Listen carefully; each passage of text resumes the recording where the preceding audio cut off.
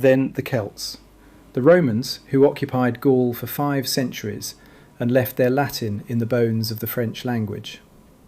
The Visigoths, the Burgundians, a dozen waves of people, each leaving their mark. And finally, the people who gave France its name, the Franks. The Franks were a Germanic people from the region around the Rhine Delta, modern Belgium and Western Germany. They spoke a Germanic language. They fought with axes. They were pagans who converted to Christianity under their king Clovis around 496 AD. And from the 5th century onward, they became the dominant political power in what had been Roman Gaul. Ancient DNA studies of Merovingian-era burial sites in northern France show a distinct Germanic genetic component entering the population from this period.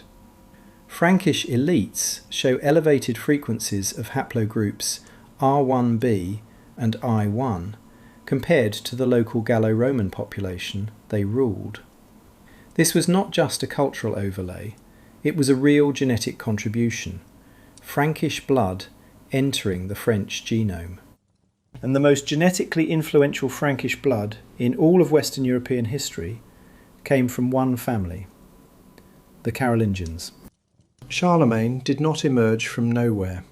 He was the product of one of the most extraordinary dynasties in medieval history.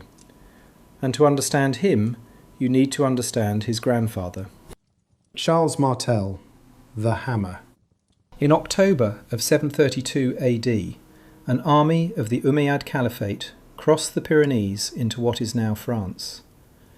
They had already conquered Spain. They had swept across North Africa and the Middle East.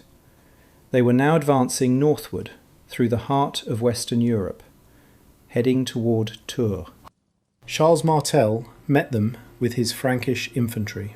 What happened near Tours stopped the Umayyad advance cold. For the first time in a century of almost unbroken expansion, the Caliphate retreated. Historians still debate how decisive this battle was in the long arc of history, but its consequences for our story are clear. Charles Martel emerged as the undisputed strongman of Western Europe. The power he won became the inheritance of his sons, and it was his grandson who would transform that inheritance into an empire.